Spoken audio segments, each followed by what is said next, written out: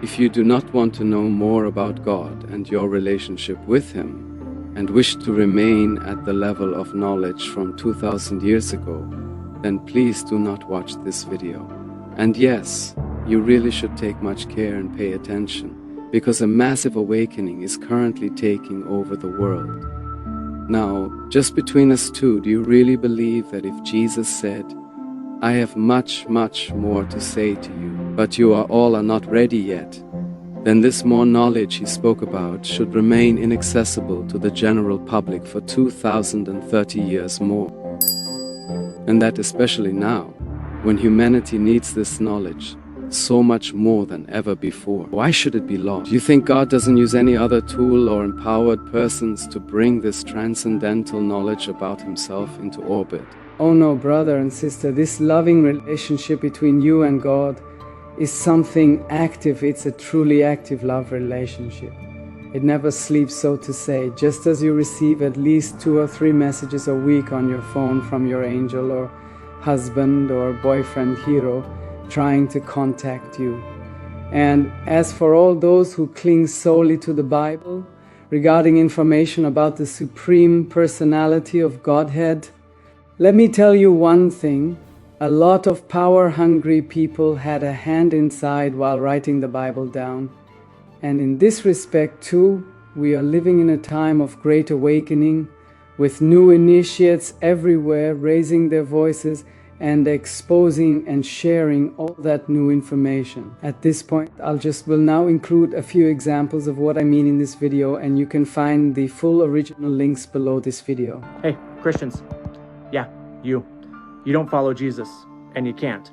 You follow someone's version of Jesus. Here are the facts. Jesus never wrote anything down. We have no direct words from him, only stories written decades later by people who never met him. The earliest gospel, Mark, was written around 40 years after his supposed life, based on oral traditions that change over time and are shaped by the biases of storytellers. The authors of the gospels are completely anonymous. The names Matthew, Mark, Luke, and John were attached later by church tradition. Then, centuries after that, councils of men decided which books would be even in your Bible, and which books they would call heresy. The whole religion of Christianity was invented. It wasn't the religion of Jesus. It is a religion about Jesus. Most Christians skip over the part in the collection of texts that was later labeled as the Bible by a bunch of white dudes in the 1500s, where people literally conspired to kill Jesus. Jesus was executed, not because God needed him dead, not because there was some covert, secret, divine plan to save us from our own ignorance or sin, as it was labeled. He was executed because his teachings and actions destabilized the existing power structures, the religious hierarchy, and the Roman political system. The crucifixion, it wasn't just divine destiny of some kind. It was the system's response to a threat. And here is what really blows my mind. The idea that Jesus died to satisfy God's wrath, substitutionary atonement, is never stated by Jesus in the Gospels. It is a theological layer. I want to issue a big warning here to avoid a major misunderstanding. Neither the Vedas nor my YouTube channel are Hindu. The word Hindu does not appear even once in the Vedas, nor in the Upanishads, the Puranas, or even the Bhagavad Gita. In the timeless Vedic scriptures, Veda, by the way, translates as perfect knowledge. The devotees and Vedic culture are not referred to as Hindus, but as Arya, noble people. The path they follow is called Sanatana Dharma, eternal law, eternal path, or Vaidika Dharma, teachings of the Vedas. In this video series, I refer to this archetype of genuinely transcendental God lovers as genuine transcendental lovers.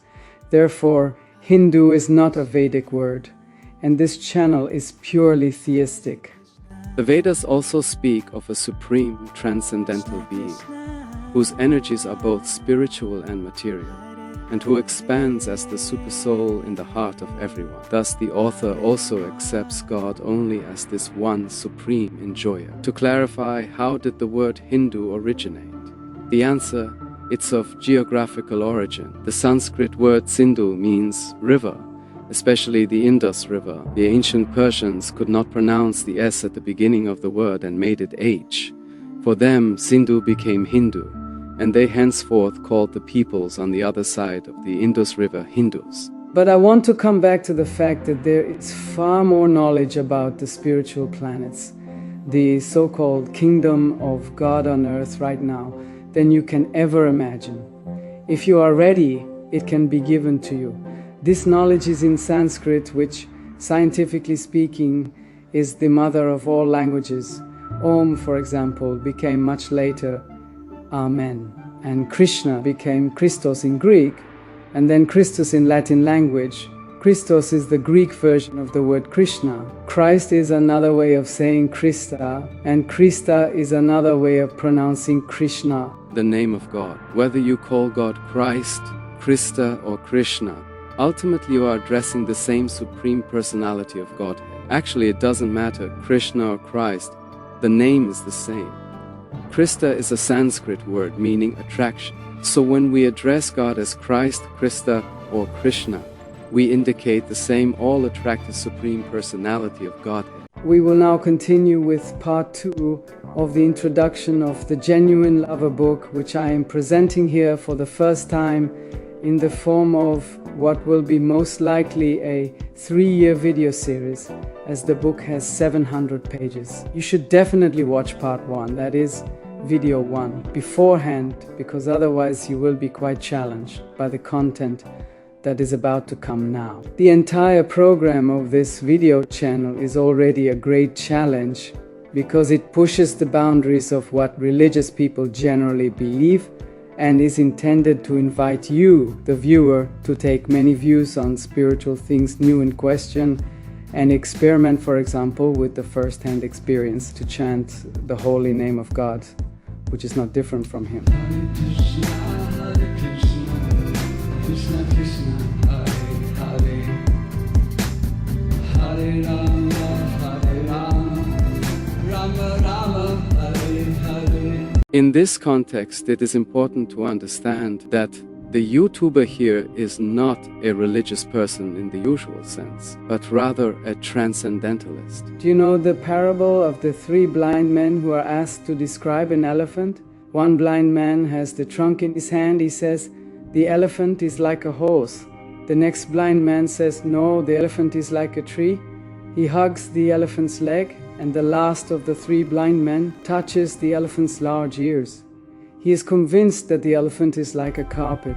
My challenge here is, if you connect with the devotees, with the real genuine lovers of eternal things, and read the original spiritual texts of the universe, the Vedas, you will one day soon understand the whole elephant.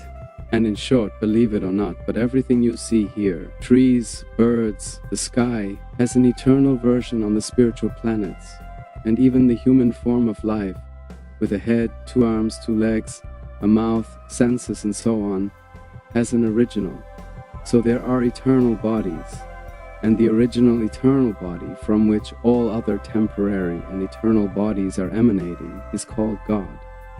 We are enjoyers in the dark egg of the material universe. There is only light here because the Lord places a sun inside the otherwise dark egg. God is the original enjoyer from whom all other enjoyment of the living entities originates, and who manifests as the Supersoul, who's the origin of the material as well as of the spiritual nature. And we will only truly reach and understand this all if we give our all. And at this point, we continue with the introduction of the Genuine Lover video series.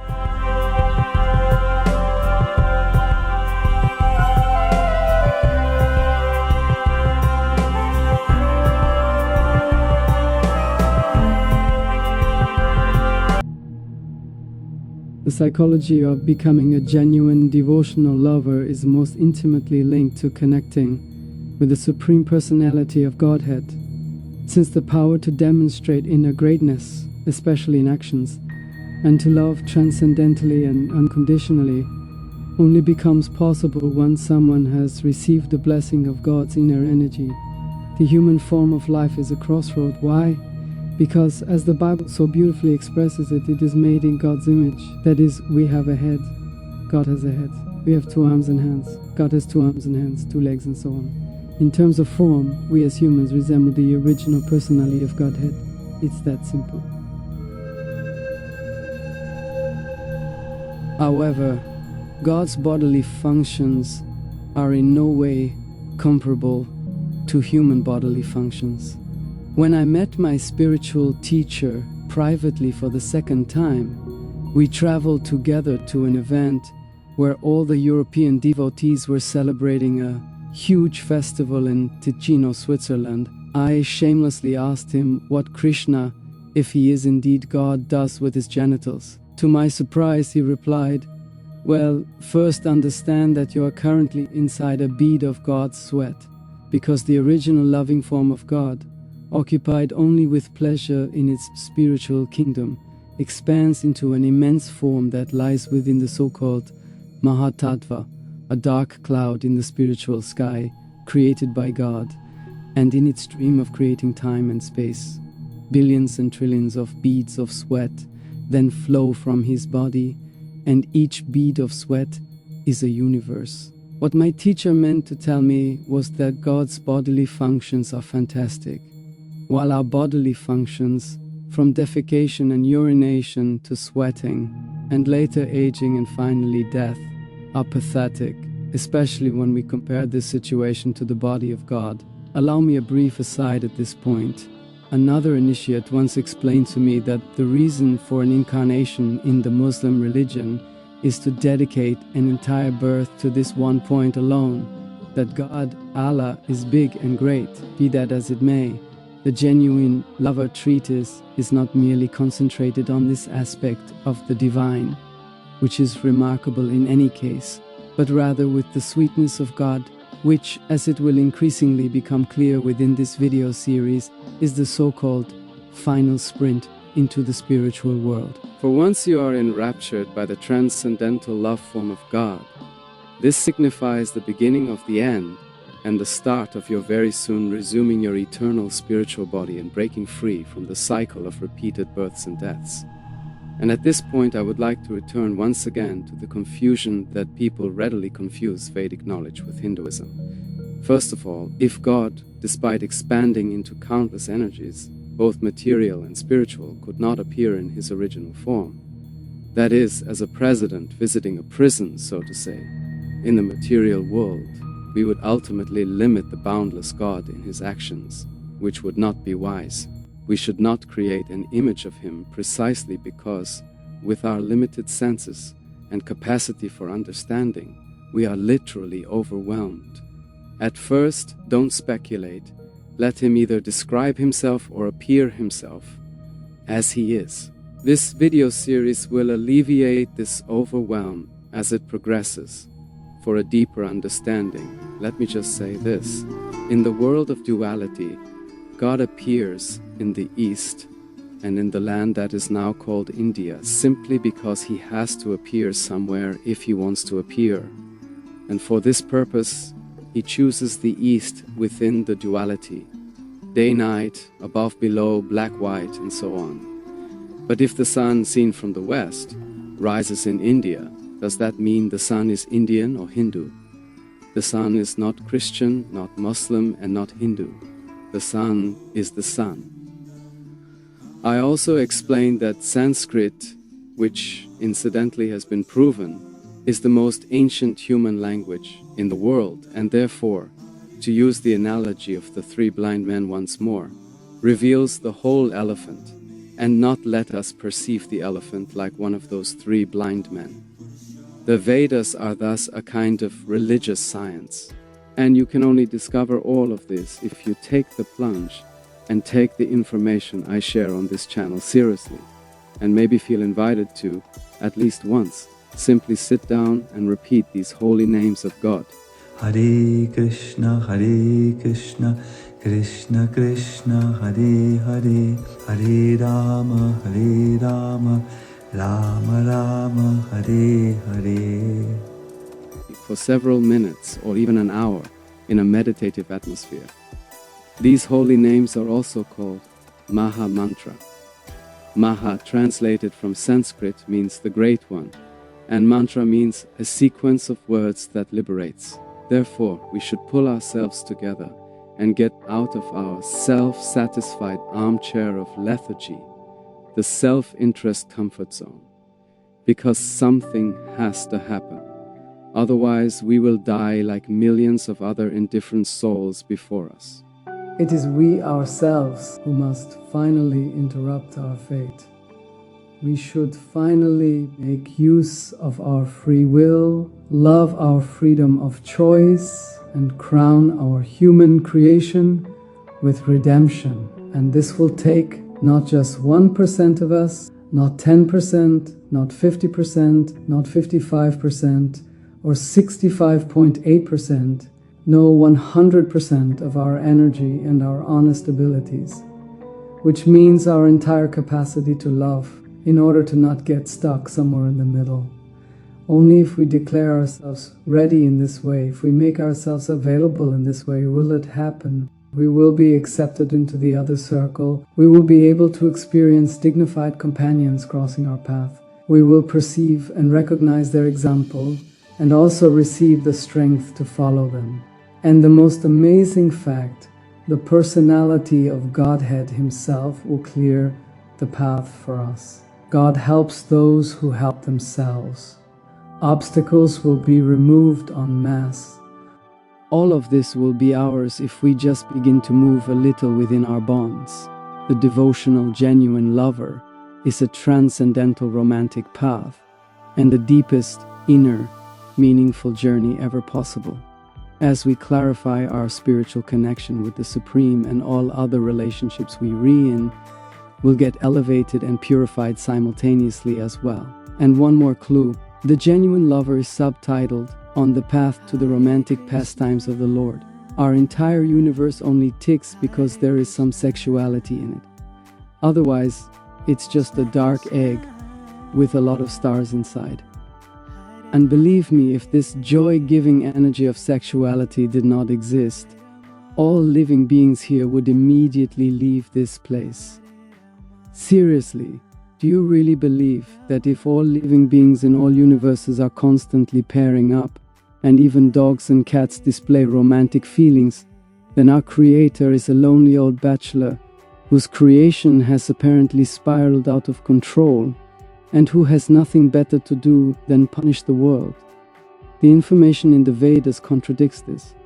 God is never alone, and as far as pairing is concerned, and as far as incomprehensible time is concerned, He has expanded into Rata, the so-called Hladini Shakti, the inner energy of God addressed in the Mahamantra as Hara or Hare. Yes, God is a couple, the highest enjoyer and the highest enjoyed.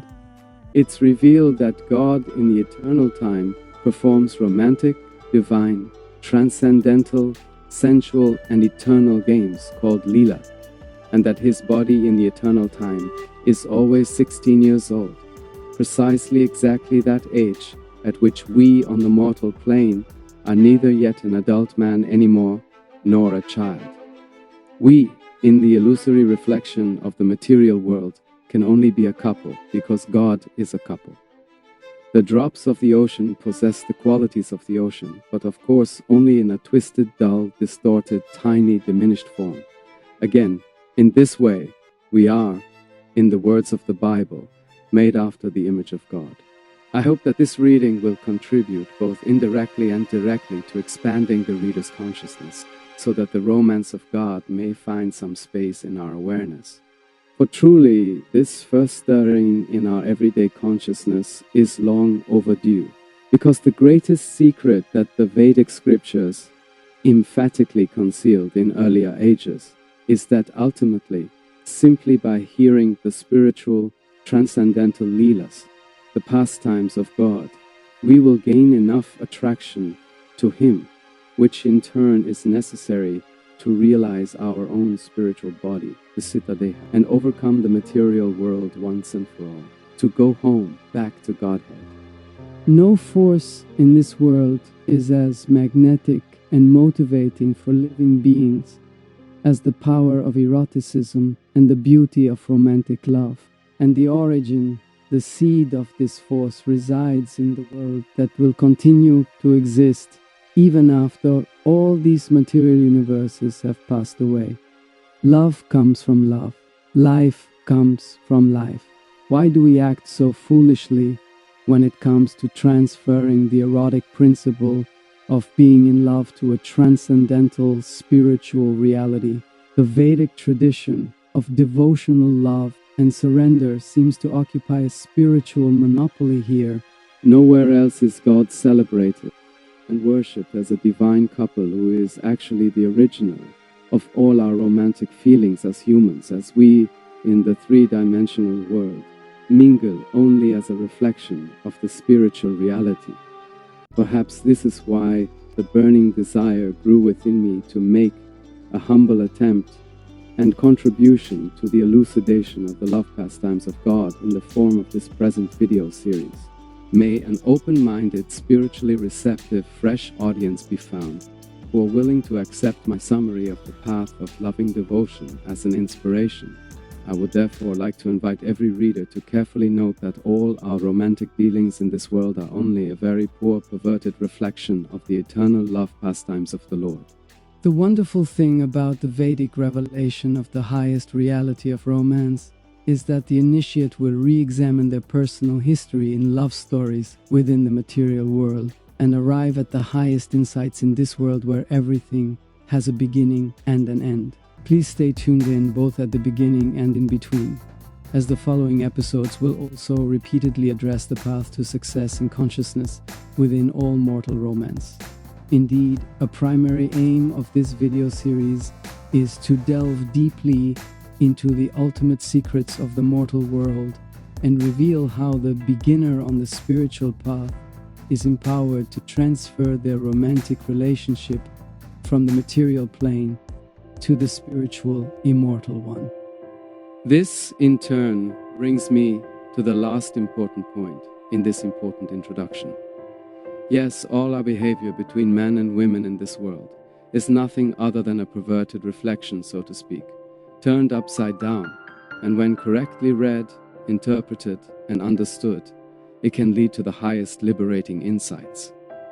However, since all sorts of misunderstandings regarding this delicate subject could arise among those interested beginners on the path of transcendence, considerable warning signs are posted in all the Sanskrit scriptures, all of which uniformly proclaim that one should only approach the temple of the highly spiritual pastimes of the Supreme Personality of Godhead's romantic love play with the utmost caution. There are only two reasons why I anyway dare to do so. Firstly, these articles, which will be now available as a video playlist on YouTube, are indeed a very cautious, well-considered approach to the transcendental, divine, romantic pastimes of the Supreme Personality of Godhead.